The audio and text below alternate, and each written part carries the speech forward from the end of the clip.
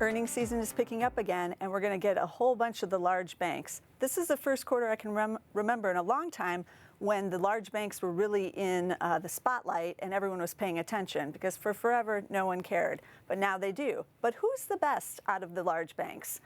Just because you're all reporting on the same day, it doesn't mean you got a great track record. So I put together the best of the banks for this week. Let's take a look.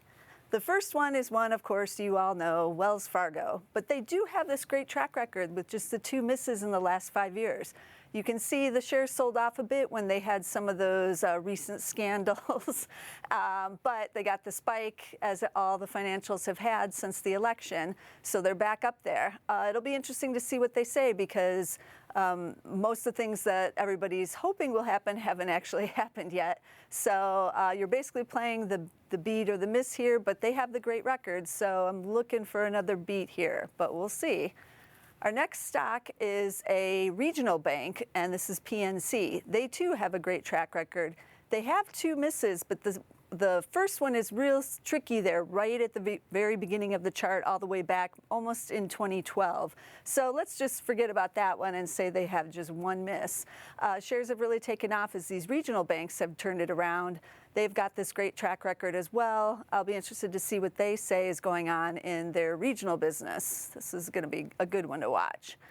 And then the third one is not what you would think. It's First Republic Bank.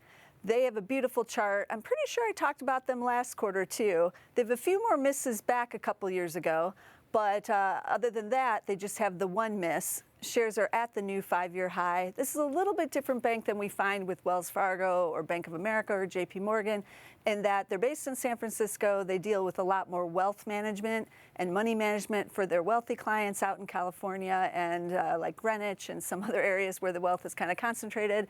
But when the stock market's at all-time highs and the economy is doing pretty well, you can see a bank like this is going to report growing earnings and other good things. So this is also an interesting one to watch as a play on the economy and some other things.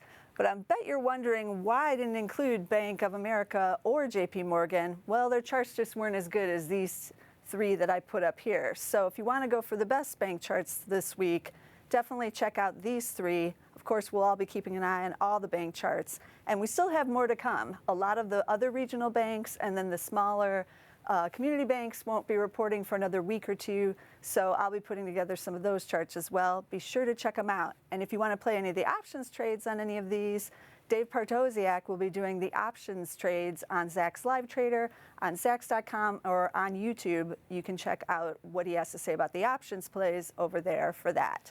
Be sure to tune in the rest of this earnings season, because I'll be covering a lot of these charts. If you want to know who has missed, who has beat, and who has the best track record, be sure to check them out.